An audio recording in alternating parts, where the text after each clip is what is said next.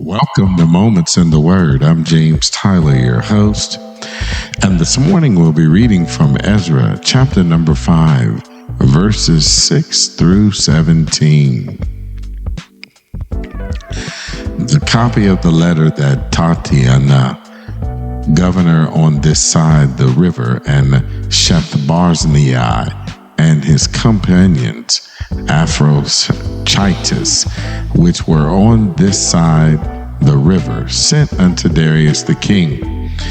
They sent a letter unto him, wherein was written thus: Unto Darius the king all peace.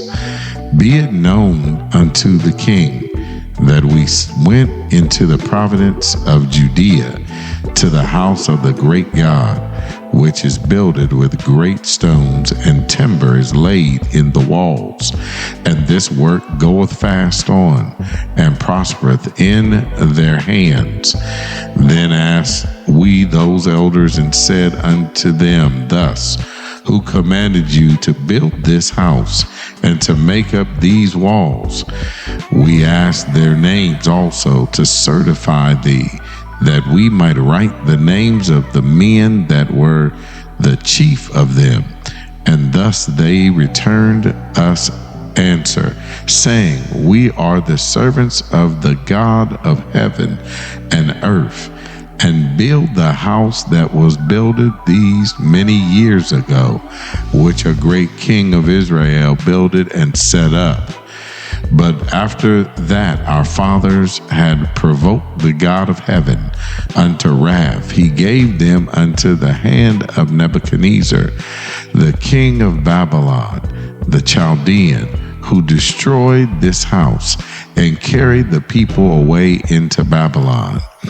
But in the first year of Cyrus, the king of Babylon, the same King Cyrus made a decree to build this house of God, and the vessels also of gold and silver of the house of God, which Nebuchadnezzar took out of the temple that was in Jerusalem, and brought them into the temple of Babylon. Those did Cyrus the king take out of the temple of Babylon, and they were delivered unto one whose name is Sheshbazzar, whom he had made governor, and said unto him, Take these vessels, go carry them into the temple that is in Jerusalem, and let the house of God be builded in his place. Then came the same Sheshbazzar, and laid the foundation of the house of God, which is in Jerusalem.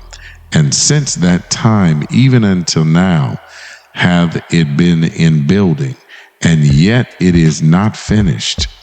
Now therefore, if it seem good to the king, let there be search made in the king's treasures house, which is there at Babylon, whether it be so that a decree was made of the Cyrus the king to build this house of God at Jerusalem. And let the king send his pleasure to us concerning this matter.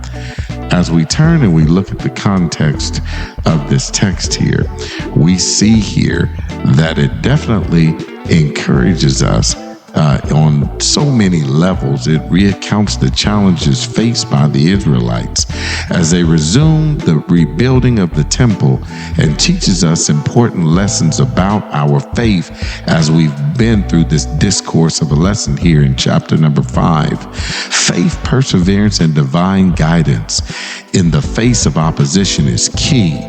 We have to, as the people of God, have a nevertheless attitude.